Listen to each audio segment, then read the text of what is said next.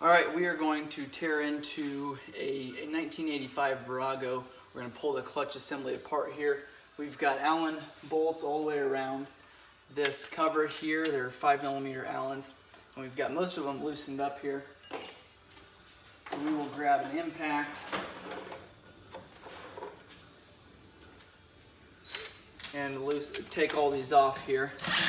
Oil filter is under this cover here.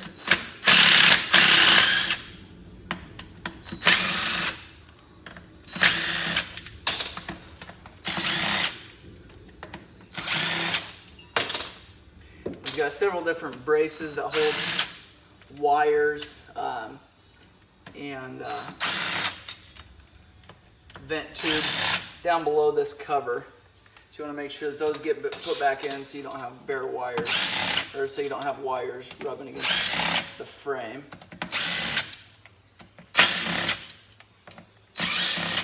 All right, we got all those out there. We're going to just pull them out now because otherwise they're all going to fall out.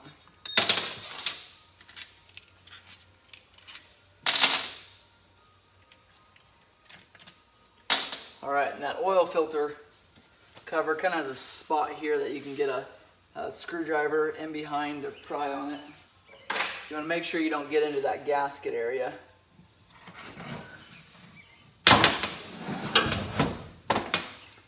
And same way with the clutch cover, you want to make sure you don't break those posts off there. Just be really careful where you're prying on.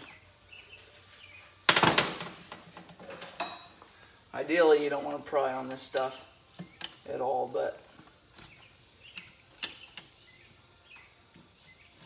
all right, oil filter cover is off there, kind of slides down in there.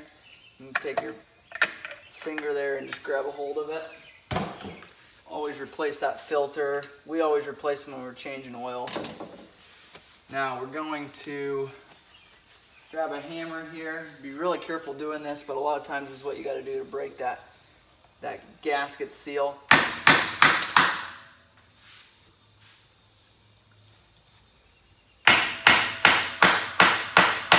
You can hear a change of sound when that gasket seal is loosened and kind of broke free. Obviously, going back together, you want to replace this gasket as well, especially if it's taken this much work to pull this off.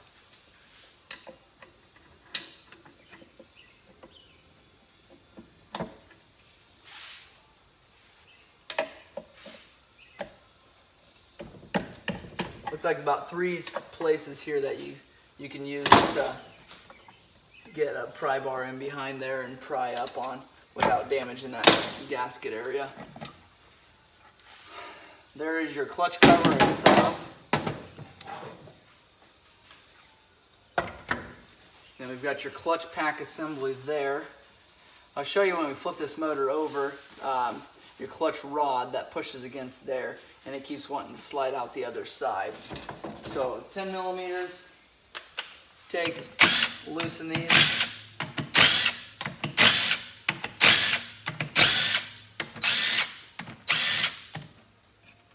These are spring loaded here.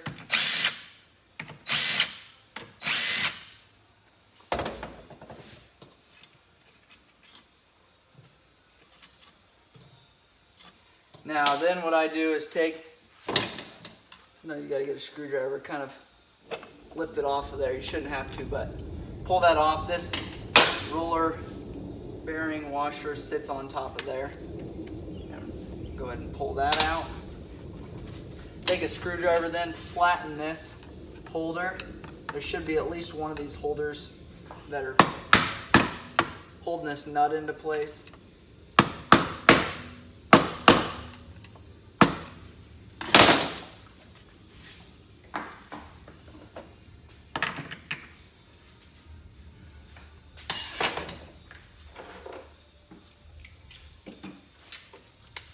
I like to take my finger and hold on the post here so it doesn't spin this. Loosen that up. It doesn't take very much. That holder does the work of make sure that clutch doesn't loosen up. So there's a bolt there. And then what I do, put this back on. Make sure it seats all the way down. Put the springs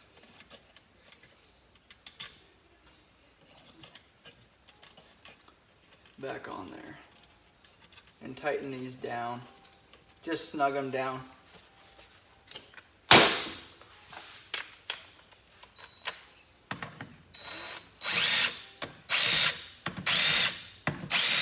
Just enough so they don't fall out. And then a couple of them I put tension on, because what you can do now is take and pull this clutch pack off. And that basket will stay there. So you can inspect that basket, replace any parts that need to on that clutch, then you can just pull that off when you're ready to. That is your clutch basket there. A lot of times these will groove in here with a lot of miles. If that's happening, now those plates will catch on there and cause issues. So that's why that clutch basket will need replaced from time to time. Same thing, we've got a holder on this one. Take a screwdriver, flatten it down. If you have to keep bending over the same spot when we're going back together on these keepers, you want to make sure that that gets replaced.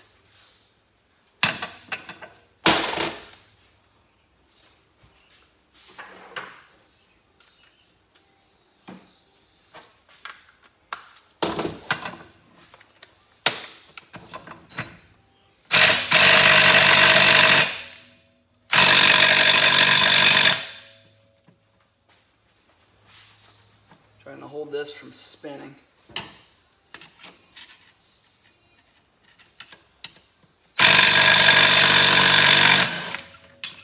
All right, spin that off. That's just regular threads on there. And then we won't be able to remove this until we pull this 10mm holder here. And this is the same thing as we did on the front, or the rear. This is the front. Pull this little holder out here. This pin is going to be able to be removed.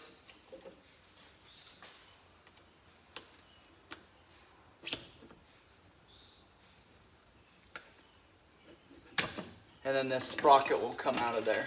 And this is for the front cylinder.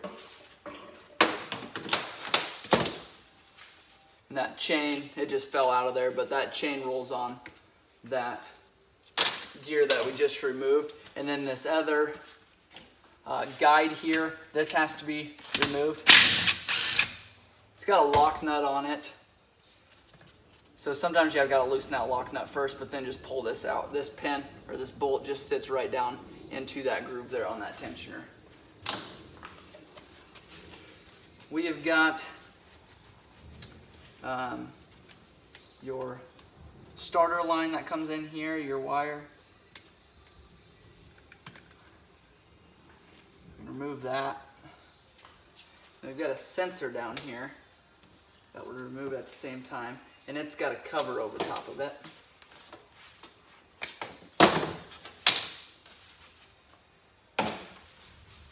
It's got an Allen cover, so we'll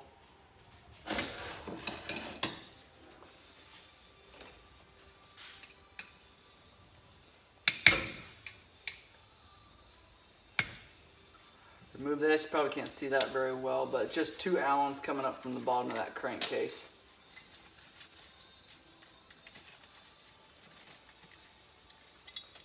There's the cover there, and then I'll go ahead and take this sensor out.